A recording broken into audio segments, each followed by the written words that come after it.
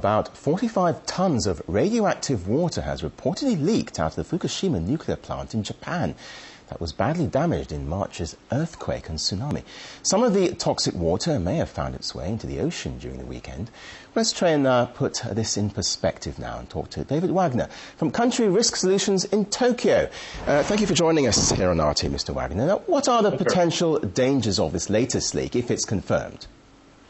Well, the leak itself is rather small compared to what's gone into the ocean previously, particularly in the March time period, where 80% of all of the radiation that leaked went into the ocean. So this is quite small. And the problem is it has high levels of strontium. Most of the cesium was taken out of the water through the cleansing process that's taking on right now.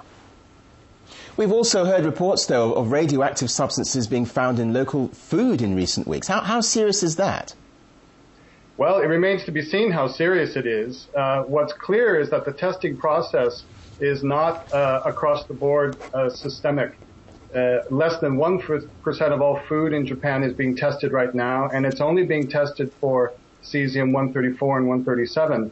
So there are many other types of radionuclides that are not being tested for at all, including strontium and plutonium. Those are very dangerous radionuclides. Once they get into the food and are absorbed through food, can go into the bone and cause cancer. On a more technical side, there's less than a month left until a planned shutdown of the power plant, but we're still hearing reports of such leaks. How do the plant's officials expect to complete the work on schedule? Well, they have a plan. It's been on schedule according to their plans since they began, and they are targeting December 16th for, bringing the reactors to a state where they call it under control. That remains to be seen. But it is clear that they feel they've got it under control. There is always the threat still. Sorry, we just turned yellow. We're not radioactive.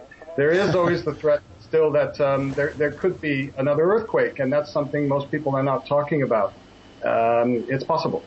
Now, let's hope you're not radioactive. How much is this long-lasting aftermath weighing on the pros and cons of countries pursuing nuclear energy? Some seem more anxious than others.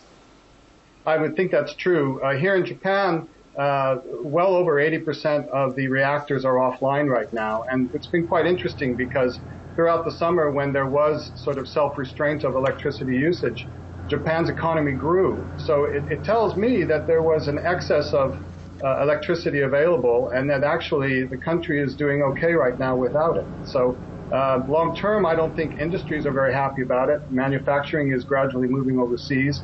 And it's a problem for Japan long term, how they're going to replace this type of energy as the country grows. But there's another issue to add to the list of concerns as a result of the March 11th earthquake and tsunami. Okay, David Wagner, Director of Crisis Communications at Country Risk Solutions. Thank you for joining us here on RT.